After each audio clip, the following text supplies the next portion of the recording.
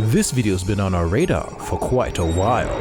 Summit Paggy, Mio here. And Kiddo here to tell you that today we have gatekeeping, Adult children. harassing minors, And grooming. enter the Godzilla Fandom, a group that mostly consists of normal Godzilla-loving fans. But simultaneously harbors a disturbing dark side. What? You don't know what Godzilla is? Well, despite some complaining that we over-explain things, the Godzilla timeline is actually important to this video, so bear with us. In 1954, Toho released the Ishiro Honda film Gojira, a Japanese monster movie that heavily symbolizes the nuclear holocaust. The movie was extremely successful and eventually found its way into America, in the American version called Godzilla King of the Monsters in 1956. Godzilla became a rather prosperous franchise with many sequels that would be dubbed and sent over to America, and that's where the fanboys come in. There are multiple generations of Godzilla fans, including a lot of boomers, who watched it on the telly when they were kids and then grew up and showed it to their kids, probably on VHS, if you kids know what that is, and so on. But recently there's been a resurgence of interest in Godzilla,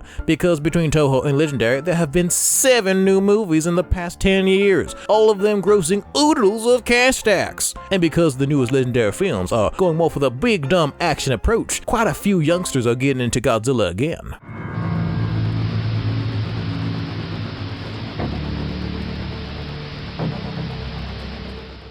And that brings us to Unknowingly. If you don't know anything about analog horror, well, it sucks to suck. All you need to know is that people upload horror videos that are analog or VHS style, and sort of found footage like, and some series are better than others. And the barrier of entry for analog horror was never very high, but recently has dropped significantly. And now anyone and everyone can make an analog horror series. Mr. Unknowingly decided to make an analog horror series that was based on Godzilla, and while he was by no means the first, he quickly became the most popular creator. His series was called The Man in the Suit, and is about a guy who falls in love with the Godzilla suit and eventually fuses and mutates into it.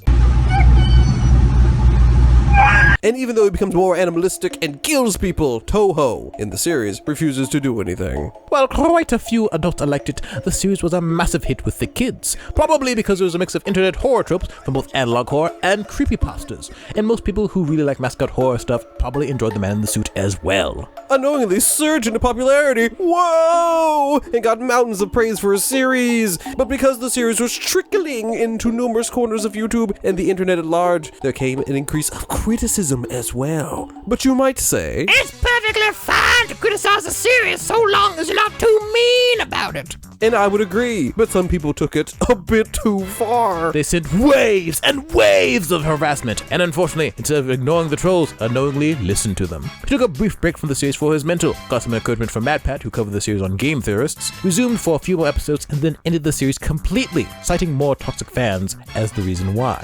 Now, we in no way support sending mean and terrible messages to people. That said, I wonder if one of the contributing factors to Unknowingly's mental suffering is him constantly seeking out negativity. On Twitter, he would often retweet criticisms of his series, likely knowing his fans would then go to that person he tweeted at. We don't know the exact timeline of events as some of these tweets are deleted now, but I think he eventually acknowledged this and stopped doing it. Character development, we love to see it. It is also sad that he would retweet these bad reviews of a series because everyone should be entitled to their own opinion, no matter how harsh, so long as they do so from a place of legit criticism, and not in just anger and irrational hatred. We ourselves aren't really fans of the series, even if we for the most part support Unknowingly as a creator. But the Godzilla fans harassed a minor became almost a shield for the series, and thus no one was truly allowed to give their opinion on the Man in the Suit. So when it comes to Unknowingly, there's a mix of toxic positivity and way too much toxic negativity. Once again, there is no justification for saying harassment to people. Harassment! I see harassment! There is some other stuff that could be said about the whole situation. A lot of it's on Twitter and some of the tweets are not deleted, so it's kind of hard to follow. But to end it off on a piece of advice, don't spend too long on the internet, and for the love of God, never act like Twitter represents reality. So if you liked The Man in the Suit, good news, he's already working on a new series based on Glitch's Murder Drone series. We haven't seen it yet, but if you think it's really good, let us know. We'll get to it eventually. Maybe if we start the original Murder Drone series, first. And Unknowingly, if you're watching this, good luck with the series. Hope it's going well.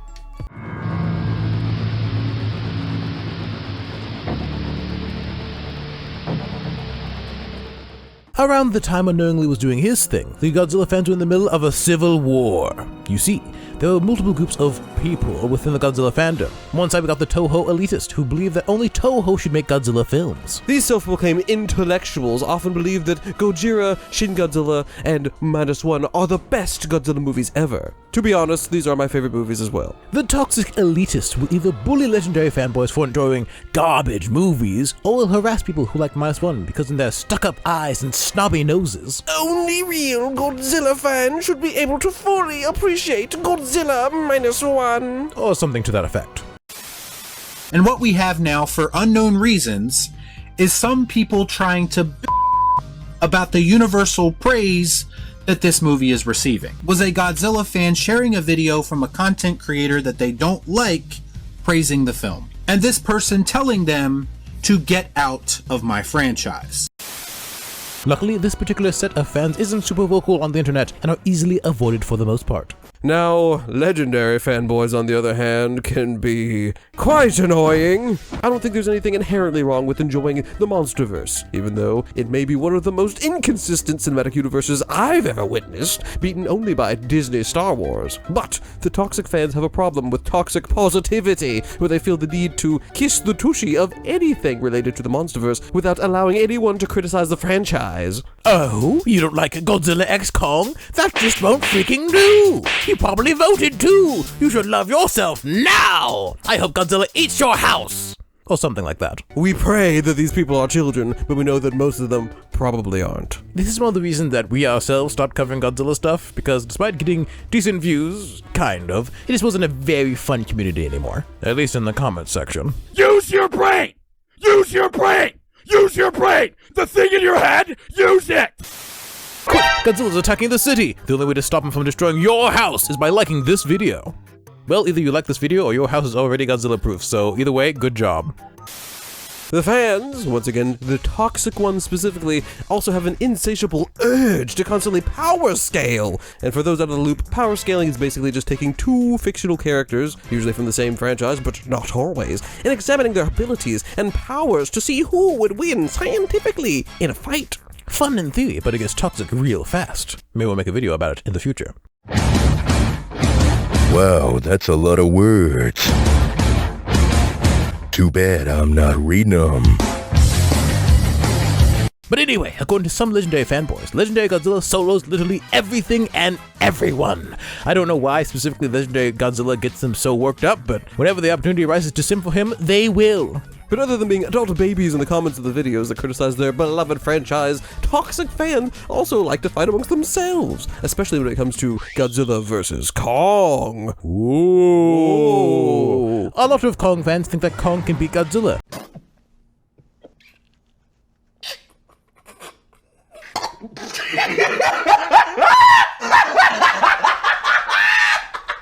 And while this is somewhat delusional, although in our opinion, Kong has a better character arc, it has caused many Kong and Godzilla lovers to say slanderous and allegedly racist things. I have no idea why. It's a whole mess, honestly. And because the Godzilla fandom has so much infighting, especially on Twitter, it gives the impression that the fandom is terrible. But, despite all the fighting, no. But, despite all the infighting, at least they aren't group.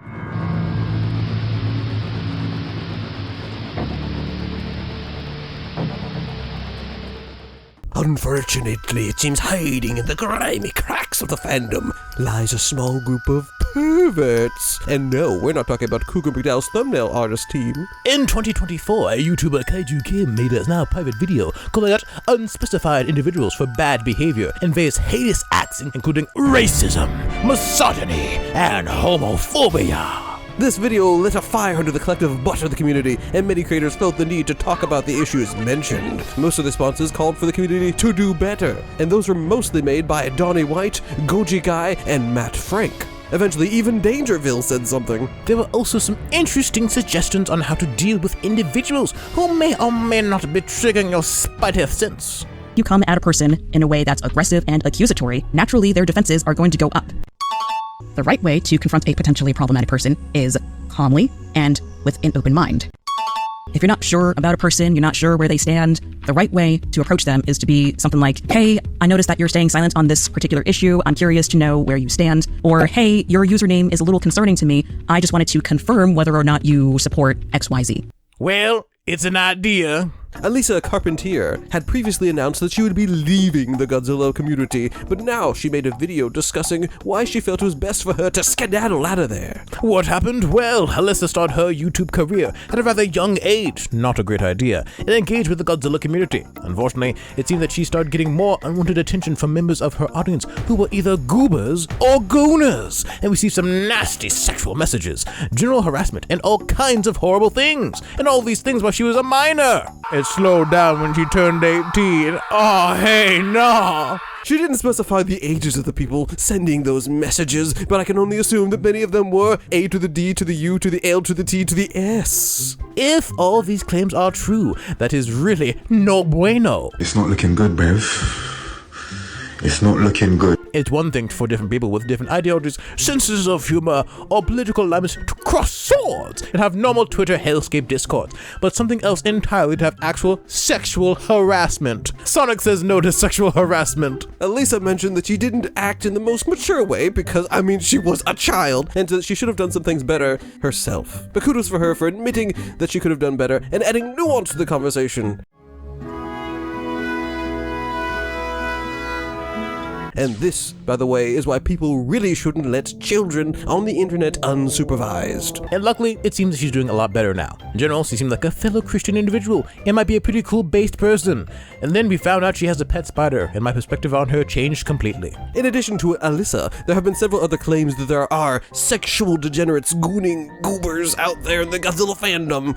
Apparently, including unknowingly, he's back in this? Based on some allegations that seem pretty dang dubious to us. Just glancing at the document, it seemed like he was the one being groomed. Whatever the case, another example of why you shouldn't let kids alone on the internet. There's also apparently minors making thirst edits of other minors, which I guess is pretty dang weird actually, and several comments on the now deleted Kaiju Kim video supposedly share their own stories of bizarre behavior. And in July 2024, fellow YouTuber Firewood Media put out a... Oh my god! And in July 2024, fellow YouTuber Firewood Media put out a video talking about Godzilla degenerates, and there's even more weird pedo allegations in that video too. I suppose I should say accusations. Well, allegations, accusations, either one. And while researching a fan film for a possible future video, we found another random person in the community who left the internet because he was stalking people or something. Terrible. In the conclusion, is the Godzilla fandom toxic? Yes! And honestly, it's probably the worst it's ever been. However, while there are a lot of bad apples in the community, that doesn't mean that the majority of the people aren't just normal fans that really enjoy Godzilla. This happens to some of them like kids too. Ugh. Also, believe it or not, in a franchise about giant monsters, nuclear allegories, and titanic battles, people ship characters together. Monster characters. There are a number of strange and pervy artists drawing stuff, and the shippers are just going wild, specifically over Godzilla x Mothra. Although considering everything else we've covered on this channel, I'm not too surprised. That topic, though, should be saved for another video. But what do we do about all the weirdness, and what are our thoughts on the aforementioned fandom craziness? Here's our outlook. If you enjoy your part of the fandom, stay cool, cucumber. You're chilling with fellow fans, maybe have a few disagreements and some jibber-jabber, but nothing too bad. Seems all good to me. If you don't like who you're around, you could always leave. The one thing we can truly control is ourselves, and it isn't right to try to control others or censor others, strictly because we don't like them or some fifis got hurt. You don't cease being a Godzilla fan just because you aren't on r/Godzilla subreddit all day. Just watch the movies and enjoy them with people who don't make you want to pull your hair out. After all, the internet's going to be the internet, and people from all walks of life will be there. We get annoyed when people bring up political stuff all the time, especially the whole left versus right politics thing, which we believe are just useless distractions, but we're not going to force our opinion on everyone else. That said, some gatekeeping can be helpful. I'm not going to say exactly when, but there are times, I'm sure. And fans just tend to be pretty silly sometimes, especially in this case since there are a lot of kids pouring in who just learned about Godzilla. And to all the adults who act like children, they are just movies. Don't take it too seriously. As for the more serious stuff, keep the kids off the internet unsupervised, Period. There are some weird people hiding in the cracks, ready to try to corrupt those children with their grimy intentions. And if you see some abuse, report it, I guess. I mean, you don't have to, but if you feel led to do so, you can do so. Oh, and don't be a butt when trying to criticize people. If someone's bothering you, block them. And if you feel unsafe, talk to your parents or the cops or something. I don't know, never done this before. Get some help.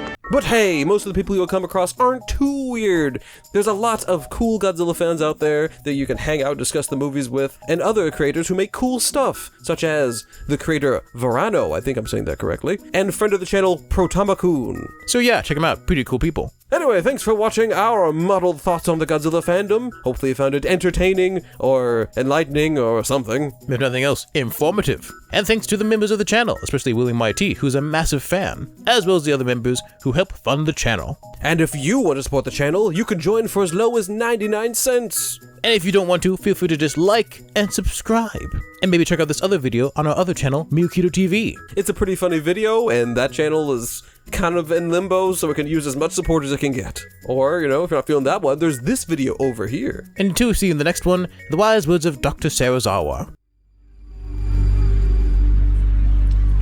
Let them fight.